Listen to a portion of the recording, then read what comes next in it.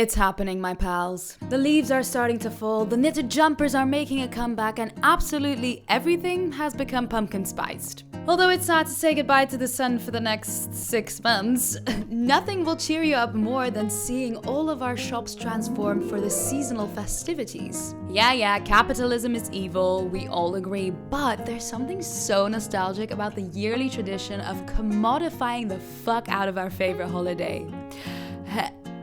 Christmas in October. Get your greasy roast turkey fingers off of autumn. You're in winter. In winter, I tell you. I'm not even kidding. I've actually already seen Christmas items for sale before Halloween. The audacity. As a Belgian girlie, for me, Christmas season officially starts on the 7th of December after Sinterklaas. But okay, I've come to accept that the UK favors celebrating the other white-bearded man rocking an entire red outfit. But what I will not accept though is the steamrolling over Halloween. No. You wait patiently in line over there with New Year's Eve. Halloween is one of my favorite days in the year, so I simply had to honor it by making a video. A subscriber suggested that I compared the musical adaptation of Carrie to the OG film, and so that's exactly what we're doing today. Especially seeing it was my final year show in drama school. I was Frida/dance captain. We did the 2012 version, so that's the one that we'll be using for today's video. If this is your first time on my channel, welcome and bienvenue, welcome. I'm Anne, and making comparisons between musical adaptations and their OG film is kind of like my bread and butter here on YouTube. So if you're into that type of niche content, go check out my playlist. Or even give me a subscribe. On the side. There we go. Now, of course, I will be allocating points because, you know, we just want to spice things up. What is life without a little competition? We will discuss every difference between the 1976 film and the 2012 musical adaptation. I will then hand out a point to whoever made the strongest choice in my opinion, and if that is not your opinion, then let's fight it out in the comments, bitch. See you there. Catch me in the comments section, how about that? The 1976 film begins with a high school volleyball match where we see Carrie portray less than excellent athletic skills by dropping the ball. Everyone is instantly very annoyed with her. Clearly not the first time that Carrie's dropping the ball. Literally and metaphorically. The musical stays true to Stephen King's novel and starts off with an interrogation scene of Sue Snell. In case you're not aware, the original novel uses newspaper clippings and interviews to frame the story. Right off the bat, we know something terrible happened, but through Sue's interrogations and flashbacks, we slowly come to know the full story. This framing device works incredibly well on stage, as Sue essentially just becomes our narrator, like a Che Guevara in Evita, or a more recent example, Janice and Damien in Mean Girls. Sue's interrogation scene bleeds into the first flashback with the opening number In. The moment that Carrie drops the volleyball is still included in the song, but in true musical theater style, we also get introduced to our main characters. Fun fact, they actually recycled dialogue from a later moment in the film for this introduction here of Chris. Well, I put it in this column. Get it out of your mouth. Okay, so do we like that the musical included Sue's interrogations, or do we prefer the more rough and ready approach of the 1976 film? I think I prefer the mystery. Ooh, teenage girl being interrogated? Intrigue. Stephen King knew what he was doing. Movie director Brian De Palma should have trusted the work. So first point of the day goes to the musical. Also, opening song In is an absolute banger, so point well deserved. The film has this fantasy locker room scene with all the girls frolicking around naked and giggling and just honestly, what the fuck? Like, I know we're in the free-spirited 70s, but still, that's not at all how I remember the changing rooms in my high school. We have to remember that we're talking about teenage girls here. Like, everyone's bodies are changing, all at different speeds. Like, everyone just wants to get dressed quickly and get the fuck out of there.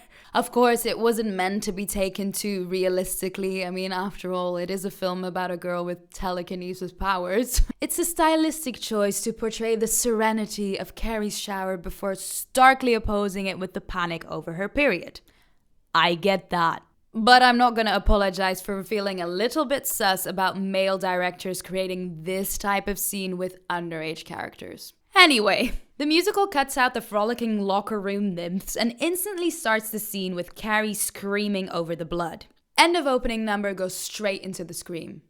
Nice. Interestingly, the panic over the blood built up a bit more gradually in the musical. In the film, we go from 0 to 100 in a matter of seconds. From the moment Carrie starts screaming, everyone joins in with the screaming, and we stay at that level of screaming until the gym teacher breaks it up. It's quite feral, but let's be honest, I would probably also be screaming if someone would be coming at me like that. And then proceeds to put her period blood covered hand on my white shirt. Carrie white? Not anymore. The musical has the uproar grow a bit more gradually, and I believe this is because it cannot rely on close-ups to tell the story. So they make sure that every beat lands. Carrie finds the blood, she approaches the girls. They brush it off before they understand that it's her first menstruation, and then they bully her. All very crucial information to instantly captivate the audience. So really, this point kind of comes down to style. We've got fantasy with a little bit of melodramatics. The teacher hits Carrie for crying out loud, versus a slightly more realistic, grounded feel. And for once, it's not the musical that is the more heightened version of the two. Unfortunately, the film is a little bit at a disadvantage here because I'm a 90s baby, and so this 70s flair for the dramatics just feels a little bit exaggerated, even for a theater kid like me. So point for the musical. Okay, so this next one seems to be somewhat of a reoccurring trend amongst adaptations. Name changes for no apparent reason. In the film, our gym teacher is called Miss Collins. The musical decides to somewhat go back to her roots and changes her name to Miss Gardner. This because in the book, she is actually originally called Miss Desjardins. So you could say that Gardner is somewhat an anglified version of Desjardins. Now, why this lady had to have this many identity crises? Lord knows. Did they think the French wasn't suitable for a PE teacher from Maine? Or were they afraid that someone might actually think that she's a gardener? I don't know. I'm just gonna call her PE teacher for the rest of the comparison so there's no confusion. In terms of points, I'm actually half French, so I vote for Desjardins. But unfortunately the book isn't part of the competition, so let's move on. The dialogue where the PE teacher updates the principal about what happened in the changing room becomes a group activity in the musical. At first, we alternate between the teachers and Sue and Chris talking about Carrie, which is a nice way to give the audience a first glimpse at Sue and Chris's dynamic. But it eventually grows to the whole school talking about her, culminating in Carrie's first song words, "That's not my name!" A callback to the moment in the film where the principal repeatedly calls her Cassie.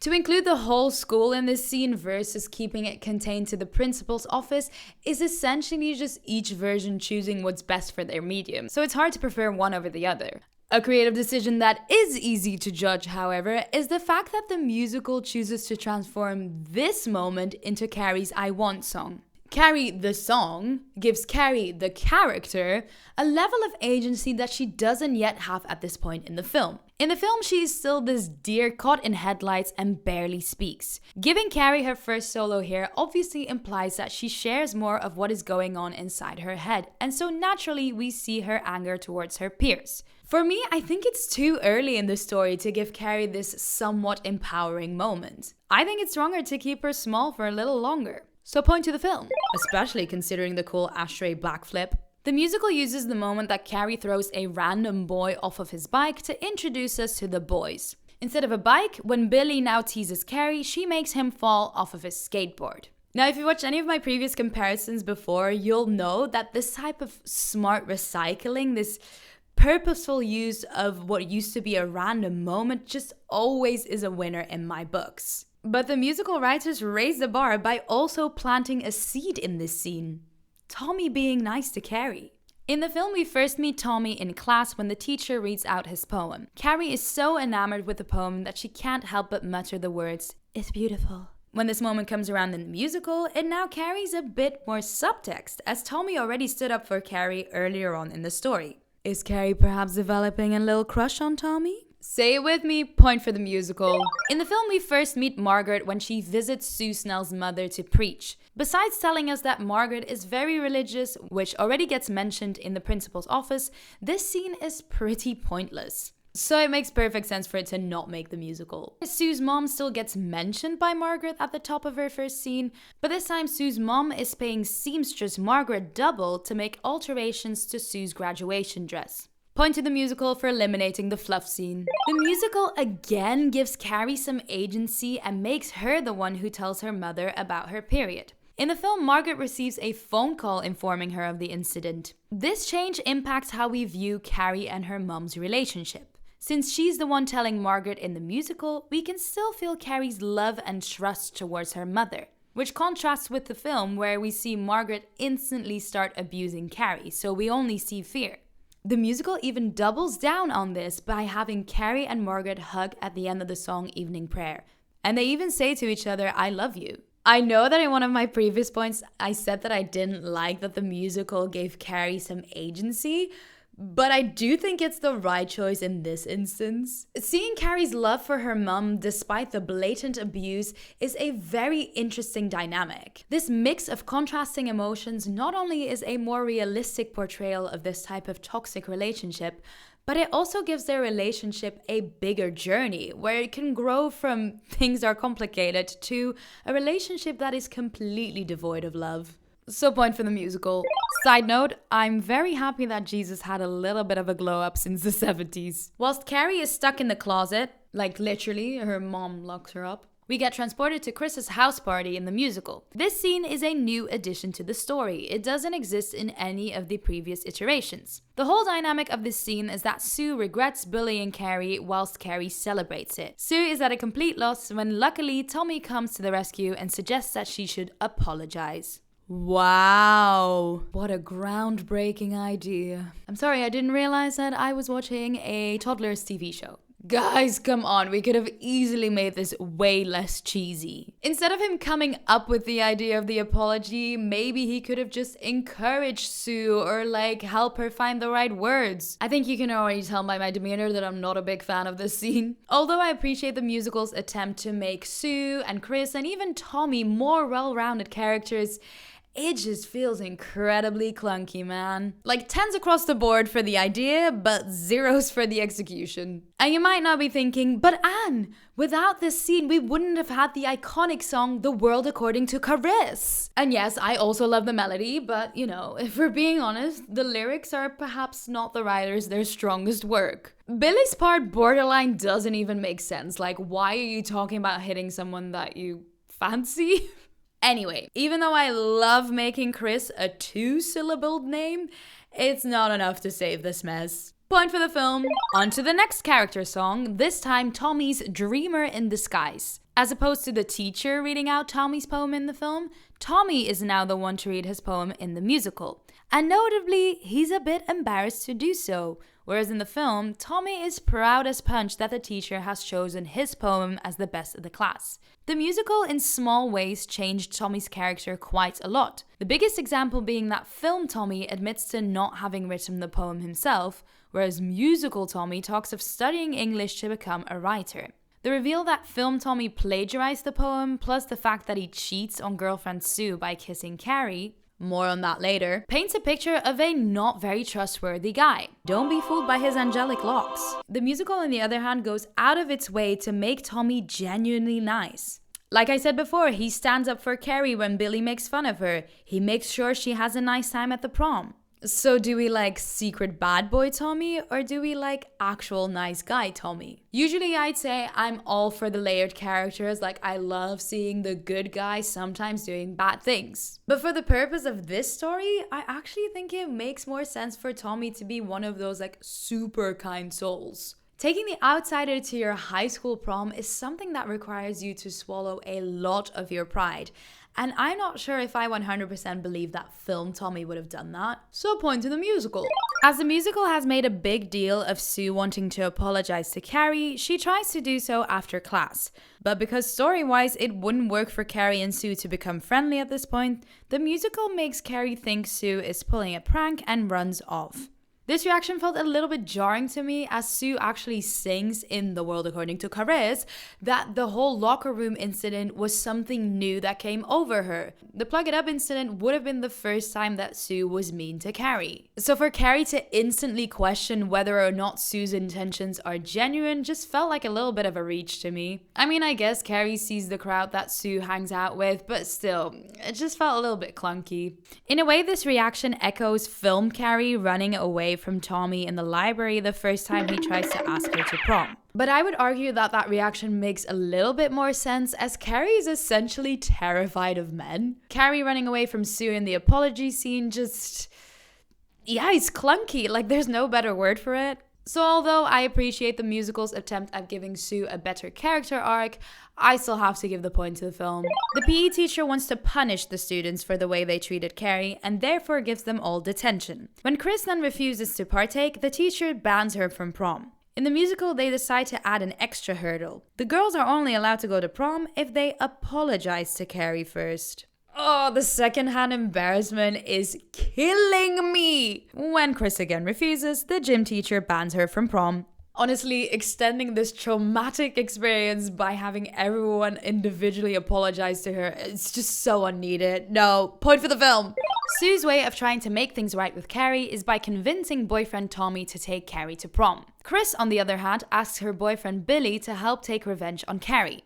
Billy, who by the way is played by none other than John Travolta, because which cult film is this man not a part of? Seriously impressive. The musical cleverly brings those two moments together in one song called Do Me a Favor. This scene in the film between Chris and Billy is incredibly messy and violent. The musical tones it down a bit. They still have a very sexually charged constant power struggle, but it's less physically abusive. A short-sighted conclusion would be to give the point to the musical because I don't want to glamorize toxic relationships, but I don't think the film presents Chris and Billy's dynamic as aspirational. It's simply a portrayal of a dysfunctional relationship. That being said, I think I am still going to give the point to the musical because the chaos of Chris and Billy in the film is just incredibly hard to follow. Like, I felt like their storyline in the musical is a little bit more solid and concise. Gotta prioritize the narrative over the vibes. Did anyone else, by the way, clock the gift of Chris to be able to speak whilst giving a blowjob? Girl's got skills. I've touched on this before, but in the film, Tommy first asks Carrie to prom in the library and she basically just runs away. Our PE teacher then finds her and gives her a little pep talk. Tommy doesn't give up and goes to her house to ask her out again. After some back and forth, Carrie reluctantly accepts his offer, essentially to make him leave. She's afraid her mother will get angry if she saw a boy at their front door. The musical cuts the library scene and has Tommy go straight to her house. The moment where the PE teacher consoles Carrie gets turned into the song Unsuspected Hearts, which they sing after the PE teacher makes the girls apologize to Carrie. Especially seeing the musical adds that little scene at the start where Tommy is nice to Carrie, it makes a lot of sense to just completely cut out this library scene and go straight to her door. A point for the musical. Now that Carrie has learned a bit more about her special abilities, she feels brave enough to tell her mom that she's been asked to prom. Her mom obviously forbids her from going, but Carrie makes a big ol' power move and shuts all the windows with her powers to intimidate her mother. This remains the same across both versions and is also where the interval falls in the musical. Which I think is a very good choice because as an audience we're just left with curiosity, right? We want to see what this shift in the power dynamic will bring about in Act 2. But then annoyingly, the musical sort of becomes victim to its own prescribed structure. We start the second act strong with the song A Night We'll Never Forget, featuring lyrics that are clearly inspired by the Getting Ready for Prom montage from the film. Carrie learning how to do her makeup becomes, I bet other girls already know the ways to get their skin to glow and I can learn. I'm not sure how all these colors mix, those other girls, they've got their tricks, but I can learn. It's my turn on Saturday night. And the tuxedo moment becomes, $80 for a tux, damn we better get laid. But afterwards, it feels like the musical is trying to stall the big moment of the prom by adding all sorts of songs that we really don't need. I think they wanted the prom to fall halfway through Act 2, but honestly, it kills the momentum so badly. I can just about get on board with Tommy throwing Sue a mini prom in New Shine, but then we get Why Not Me, Stay Here Instead, When There Is No One. Oh my god, I just want to go to prom, bitch. Give me the blood. Next up, Tommy and Carrie's kiss. I quite frankly hate this kiss. I don't think it should exist. Sue and Tommy get portrayed as this perfect couple, but then suddenly he kisses Carrie. The film makes Tommy kiss Carrie to reassure her when she expresses feeling self-conscious and insecure. How thoughtful of him. Now, to make things complicated, I've seen multiple productions of the musical, and in some, Carrie and Tommy kiss, and in others, they don't. I have a vague memory of them not kissing in the production that I did, which makes me think that the kiss is not part of the script, but I also wouldn't put it past our director to just cut the kiss out because it feels icky. Due to the lack of concrete evidence, there will be no points allocated for this one. Okay, so we all know what happens next. Tommy and Carrie get crowned prom king and queen. Sue notices the bucket of blood, and the gym teacher misreads the situation and removes Sue from prom as she thinks Sue is the brains behind the operation. And then the blood gets dumped onto Carrie and she goes full telekinesis destruction mode.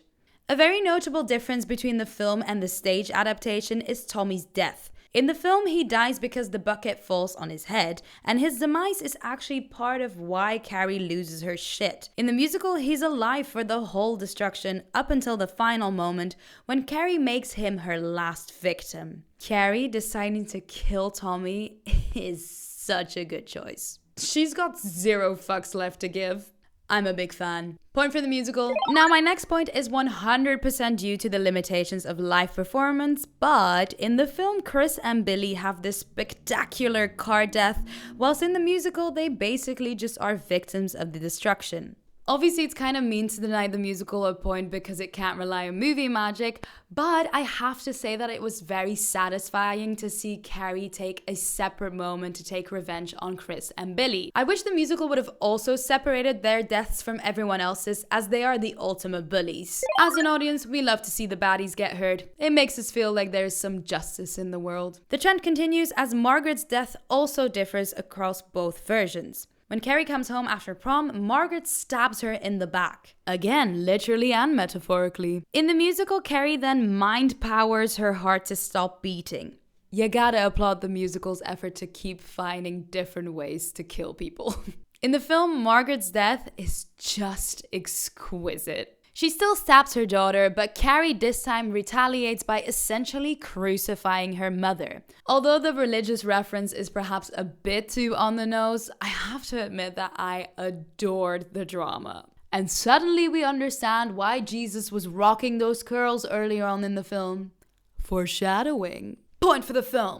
Obviously, our protagonist also has a different ending in the musical than in the film, as yet again, the musical cannot use movie magic. In the film, Carrie dies because her house collapses. In the musical, her mother's stab wound is what does the trick. Although visually, a collapsing house obviously is way more interesting, I have to admit that I've never really understood exactly why the house collapses. Is Carrie trying to kill herself, or is there this greater power at play here? I don't know, something about the mom still ultimately causing Carrie's death just feels quite true to Carrie's tragedy. So I think I'm gonna give the point to the musical. The film ends with Sue having a nightmare, basically to stay true to the horror genre and to give us that final jump scare. Although the device of a nightmare doesn't feel very imaginative, it 1000% is better than the musical's ending, where the whole ensemble just comes back on stage and starts to sing the moral of the story. Don't be mean, 'cause she might ruin your prom and burn you to the ground. And then we cry, yeah. Oh, so cheesy. Even for me, it's too cheesy. Point to the film. A final topic that I wanted to broach before revealing the results is that I could not stop singing Bring Him Home whilst watching the 1976 film. I swear the flute in the soundtrack at times plays the exact same melody as in Les Mis. Let me know if you hear it too. Okay, the results are in. And the winner is, drumroll please, the musical, which actually genuinely surprises me. I thought the story would be better suited to a visually limitless medium like film, just because it can make all of the magic and the tragic deaths look sick as fuck. But as it stands, the musical adaptation clearly made some smart choices and won me over. And maybe I'm also a little bit biased and kind of just ignored the not so impressive deaths in the musical. But there you go, these are my opinions. Like I said, they might not be your opinions, but I know I can count on you to tell me in the comments section why I'm wrong and what I've missed. You know what? I'm actually looking forward to it. Also, let me know what you dressed up as for Halloween. So long, farewell, auf Wiedersehen, goodbye!